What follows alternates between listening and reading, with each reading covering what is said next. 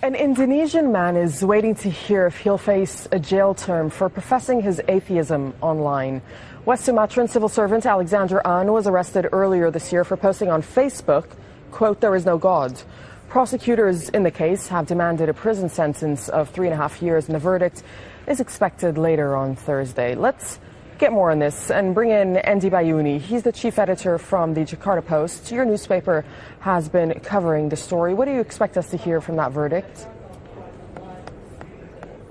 Well, I think it's going to be a guilty verdict. We just don't know how many years he will get. And the question is whether the people who had protested for his, against him would also be satisfied with 3.5 years of jail.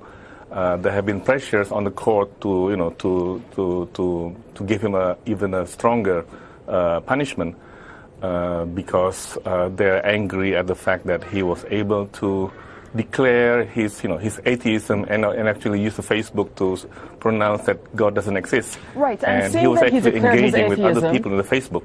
And seeing that he declared his atheism, he was charged with blasphemy, however. Can you explain that?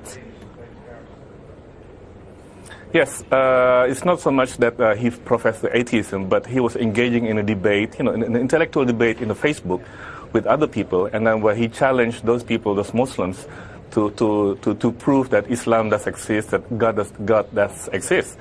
And this was used in court against him under the blasphemy law, that he was insulting a major religion in Indonesia.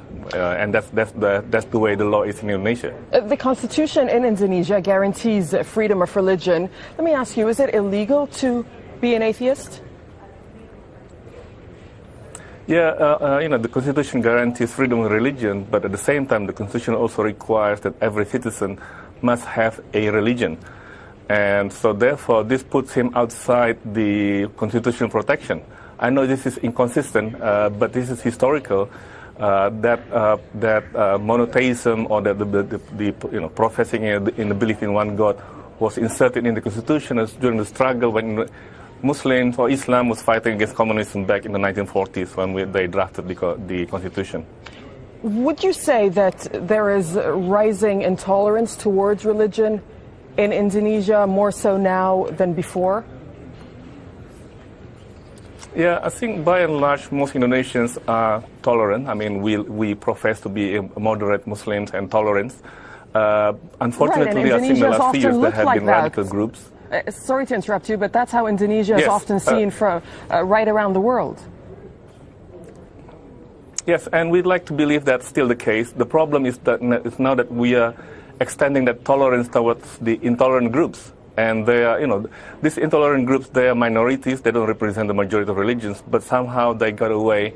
And the Muslim majority, they are tolerating this. I wish they are more outspoken in actually condemning violence and also protecting people with different beliefs, including atheists. And the government's role here? That's not happening at the moment yet. Right, and just briefly, the government's role then? Yeah, the government is also, the government, the guy in West Sumatra is being prosecuted by the state. So that's reflects where the government stands on this issue. But there have also been cases where the government or the state were indifferent towards some of the violence being inflicted against religious minorities. And we are talking about the Ahmadiyya and the Shia and some of the Christians in part of the country. All right. Andy Bayuni, we'll leave it there for now. Thank you very much for joining us from Jakarta.